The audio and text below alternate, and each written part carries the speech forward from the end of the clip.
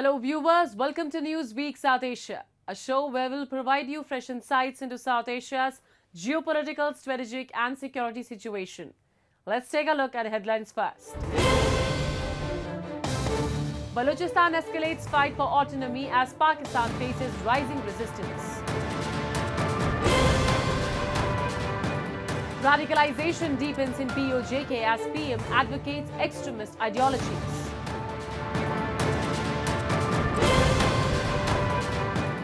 And India condemns Pakistan's deadly airstrikes in Afghanistan, calls for accountability.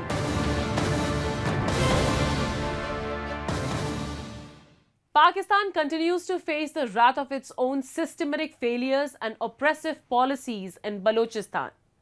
The region, which has long suffered under Islamabad's heavy-handed rule, has now become a battleground where the Baloch Liberation Army escalates its fight for independence. A recent attack near Turbat underscores the deepening crisis, with questions mounting over Pakistan's ability to address the region's grievances or manage its burgeoning dependence on China. A report. Balochistan's decade-long insurgency has claimed yet another grim chapter. A devastating suicide attack near Turbat, carried out by the Baloch Liberation Army's Fidai Unit Majid Brigade, left 47 Pakistani security personnel dead and over 30 others injured. According to the BLA, the blast completely destroyed one bus, partially disabled others, and demolished a military vehicle.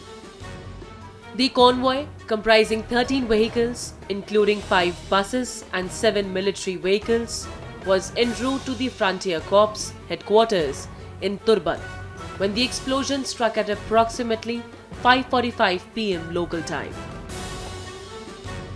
The Baloch Liberation Army's intelligence wing Zirab has provided the organization with this information, and then the Baloch Liberation Army's most lethal unit, the Majid Brigade, the self-sacrificing unit, carried out this lethal attack, I would say, on the Pakistani military. And one thing to be mentioned here, that the way the attack was carried out, the way the Baloch Liberation Army initiated its whole plan, from its intelligence to executing the attack to achieving its target, it seems like that was a major intelligence failure on the side of the Pakistani state, because they weren't aware that the Baloch Liberation Army is going to attack this convoy, which is in their mind was very secure, were very tight, that no one could come close to it or no one could target it. The motive of attack was very clear. The Baloch Liberation Army claimed responsibility, calling the attack a response to Islamabad's oppressive policies. The group has increasingly turned to such high-profile operations, highlighting its ability to strike at the heart of Pakistan's security apparatus.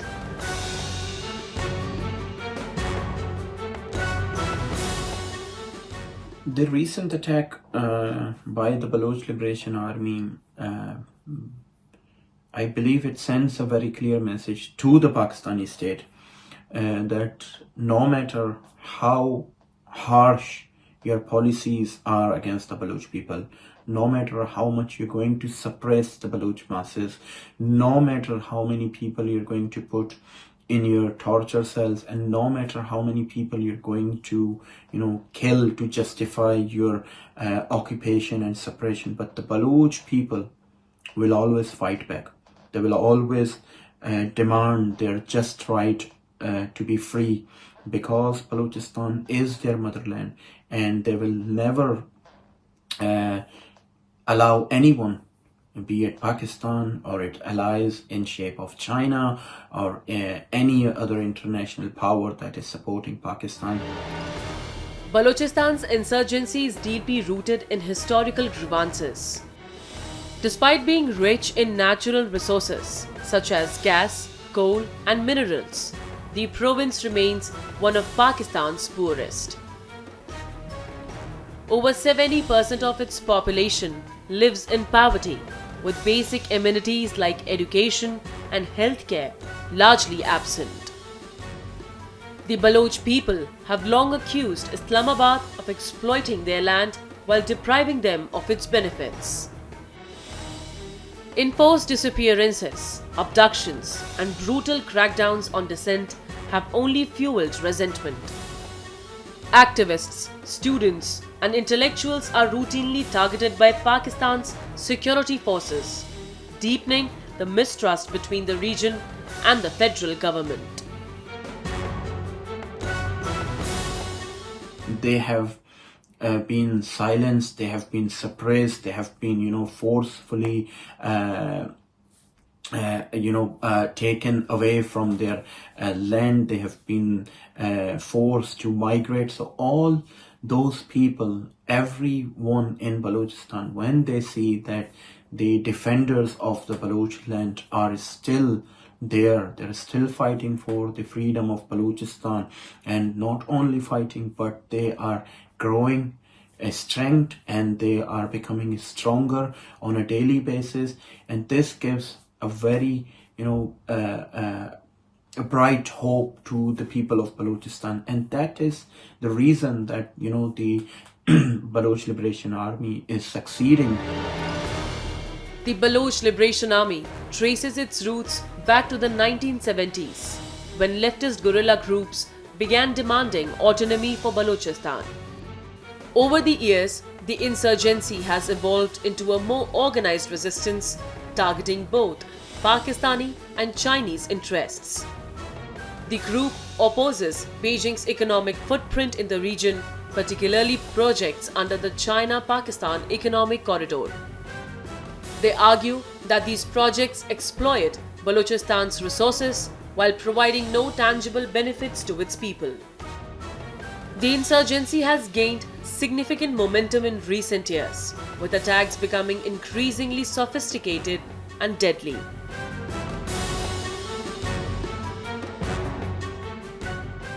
In the last 8 to 9 years, the Baloch movement, the Baloch liberation struggle, the Balochistan war has changed its dynamic, has changed its shape.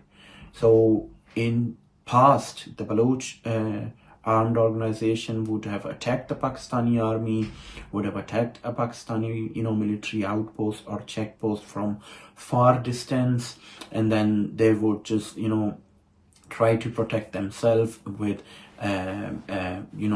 using the guerrilla war tactics. But in the last 5 to 7 years, there is a huge shift where the Baloch freedom fighters are entering the military outposts. They are capturing the military outposts, they are capturing the whole towns, they're capturing whole cities, they're capturing most of the highways. They are using the same tactics which Pakistani army use against the Baloch civilians. They are using it against the Pakistani military now. The lack of meaningful dialogue and Islamabad's reliance on military suppression have pushed the region further into chaos. The absence of a political solution has left many Baloch people disillusioned, with armed resistance emerging as the only viable option for autonomy or independence.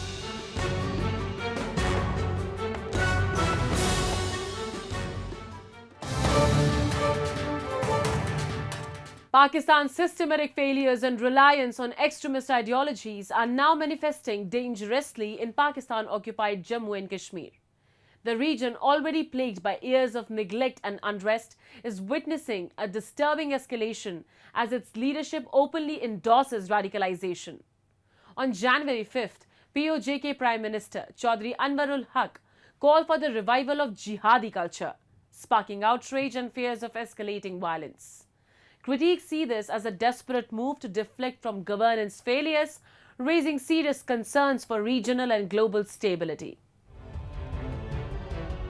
The growing radicalization in Pakistan-occupied Jammu and Kashmir has reached alarming levels, with its Prime Minister Chaudhry Anwarul Haq openly advocating for the promotion of jihadi culture. The controversial statement came during POJK's so-called Right to Self-Determination Day on January 5th. Chaudhry Anwarul Haq declared his government's intent to facilitate and revive a jihadi culture in the region. This was followed by a provocative speech by Ghazi Shehzad, a pro-independence militant from POJK, who called on the people to arm themselves and take to the streets in the name of jihad. कि अगर वज़ीर-ए-आज़म साहब ने ये बात की है, चौधरी अनवर हक साहब ने, कि अब हम आज़ाद कश्मीर के अंदर जिहाद है और जिहादी कल्चर को आम करेंगे और जिहाद करवाएंगे. Since the Prime Minister of Pakistani occupied Jammu Kashmir, Chaudhry Anwarul Haq has made a public speech in which he has said that his government will facilitate jihadi culture in POK, and he has raised slogans Al Jihad, Al Jihad. All the terrorist organizations which claim to be Islamic, followers of Islam and jihad and all that, they have come out of their hideouts and they are now roaming the streets of Pakistani occupied Jammu Kashmir. They are recruiting, they are raising funds, they have got weapons, and they have got even rocket launchers, and they have got mortars. Where did they get this from? Obviously, this has been supplied to them through the front organizations of Pakistan Army. This rhetoric has sparked widespread outrage among human rights activists and progressive voices who view it as a calculated move to divert attention from the POJK government's failures. Critics argue that this call for violence is not only reckless but also a desperate attempt to regain political relevance amidst growing public dissent. The offer made by the Pakistan occupied Jammu Kashmir Prime Minister Chaudhry Anwarul Haq to jihadi organizations that the government of POJK will facilitate and revive the jihadi culture in POJK is testimony to the worst kind of political opportunism on his part. He has completely lost his popularity after the civil disobedience movement that was launched by the Joint Awami Action Committee. He was forced and pushed to the wall to release political prisoners in Pakistani occupied Jammu Kashmir. And 5 to 6 general strikes over a period of 2 years he had to face, which has decreased not only his own popularity and the popularity of his government, but also the popularity of the slogan Kashmir Banega Pakistan. And Pakistan is hated in POJK today so much that you cannot raise Pakistani flag voluntarily in any part of POJK. The promotion of jihad by POJK's leadership is seen as a dangerous shift in strategy. By stoking jihadi rhetoric, the POJK government risks targeting progressives, liberals, and secular nationalist elements in the region. Human rights activist Dr. Amjad Ayub Mirza highlights that jihadi groups have already infiltrated multiple online platforms, including WhatsApp groups within the Kashmiri diaspora, where they are actively monitoring and threatening those who hold pro-Indian or secular views. The jihadi element has already infiltrated into various WhatsApp groups, the Kashmiri diaspora WhatsApp groups, and they monitor them. And then they threaten secular-minded nationalists or pro-Indian stance, those who take pro-Indian stance. They threaten them, they demean them. They are being empowered by this POJK Prime Minister. This is the first time in the history of POJK when a sitting Prime Minister has said that the government will facilitate jihadi culture. The government will facilitate jihad in POJK. And the result was that the same evening, jihadi groups Jihad Council and other Lashkar and all those Mujahid, they all were on the streets of Muzaffarabad and they were celebrating with automatic weapons. The extremist rhetoric has also drawn sharp criticism from international voices. Sajid Hussain, leader of the UK-based United Kashmir People's National Party, condemned the call for jihad as a troubling endorsement of terrorism under the guise of addressing the Kashmir issue. This rhetoric, steeped in extremism, is a direct incitement to violence, posing a significant threat to regional and global peace. Such declarations, made under the guise of advancing the Kashmir issue, represent a dangerous departure from diplomatic norms and a blatant endorsement of terrorism in the name of Islam. Pakistan's long-standing policy of using extremist groups as proxies has now backfired, with its own leaders openly promoting radicalization. This alarming trend in POJK not only threatens regional stability but also exposes Pakistan's duplicity on global platforms. The world must take note of the growing radicalization in Pakistan and its occupied territories. The international community must hold Islamabad accountable for using extremist rhetoric and terrorism as tools for political gain, which not only destabilizes South Asia but also poses a threat to global peace.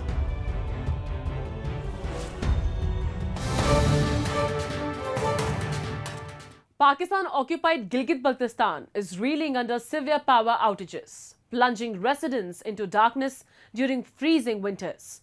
Protests erupted in Hunza, blocking the vital Karakoram highway for days, as frustrated locals demanded an end to decades of neglect and mismanagement.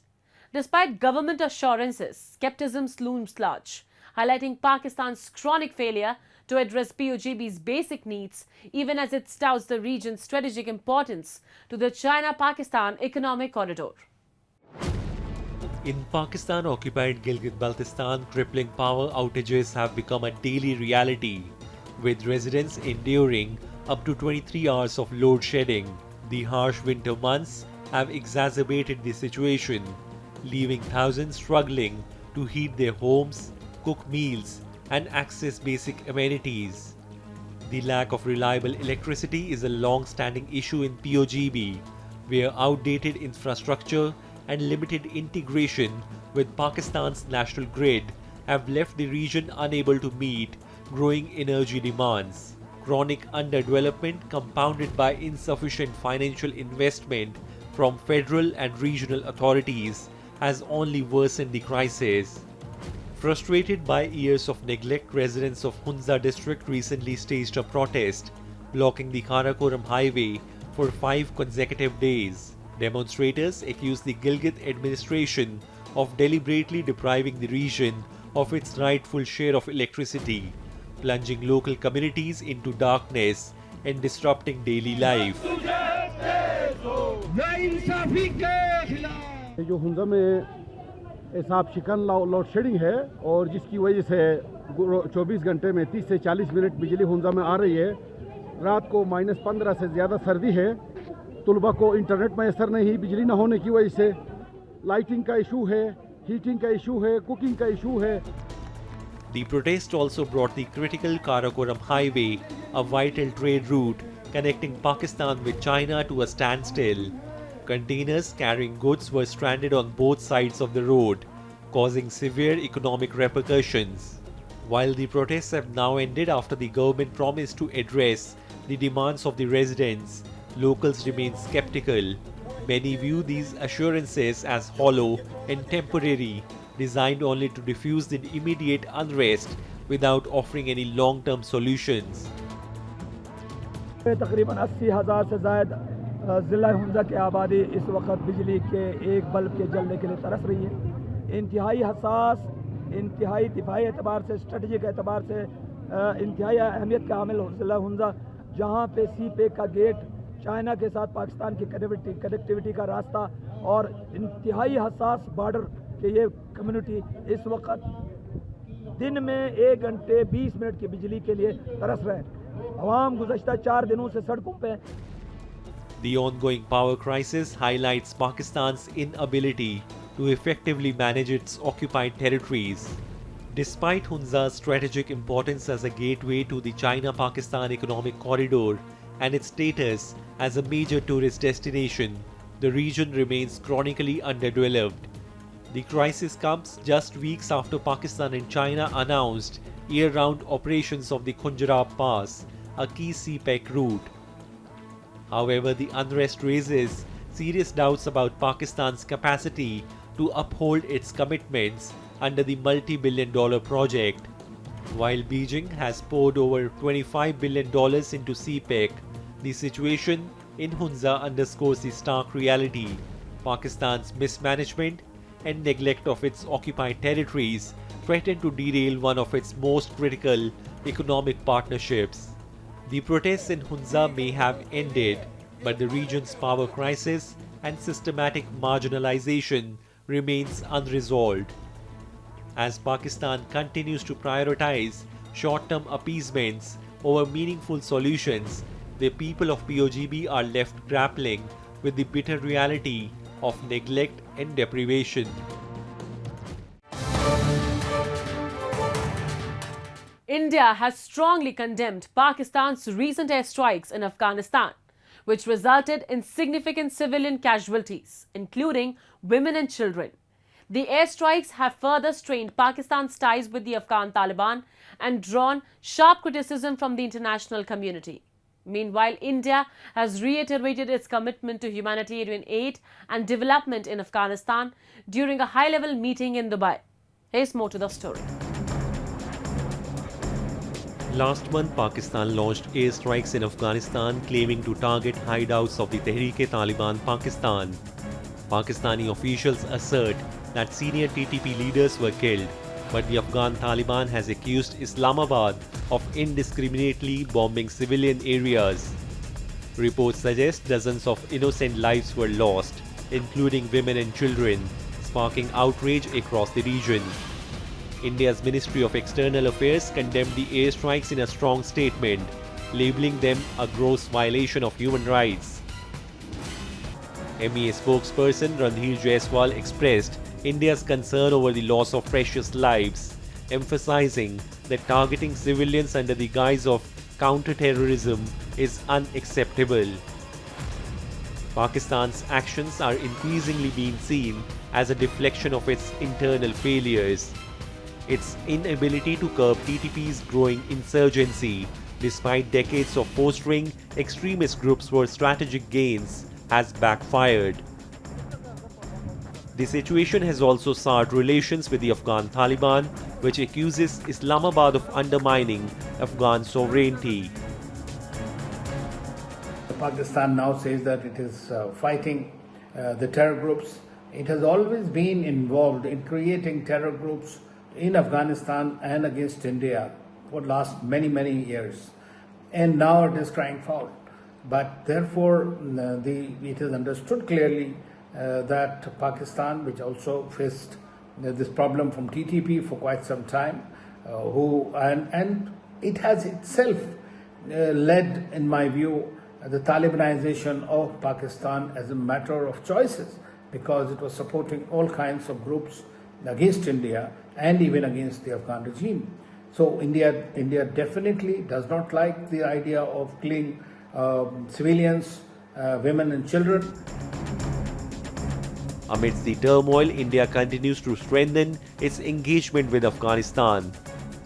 A high-level meeting between India's Foreign Secretary Vikram Misri and Afghanistan's Acting Foreign Minister Maulvi Amir Khan Muttaqi took place in Dubai. The discussions focused on enhancing cooperation in sectors like humanitarian aid, trade, and regional security. And India has been providing the humanitarian assistance and developing ties with Afghanistan without according the full diplomatic recognition to them. Our embassy is working there, and I think that this is quite possible that relationship will continue. Today, as you know, yesterday our foreign secretary met with their acting foreign minister in Dubai, and that meeting was important in the sense is that there have been feelers and approaches from the government in Afghanistan for completing various Indian projects. You know that India invested about $3 billion for the sake of development of the country, and those projects are still continuing. India has pledged further aid to Afghanistan, focusing on critical areas such as healthcare, medicine supplies, and refugee rehabilitation. Over the years, New Delhi has dispatched substantial humanitarian shipments, showcasing its steadfast commitment to the welfare of the Afghan people and the stability of the region.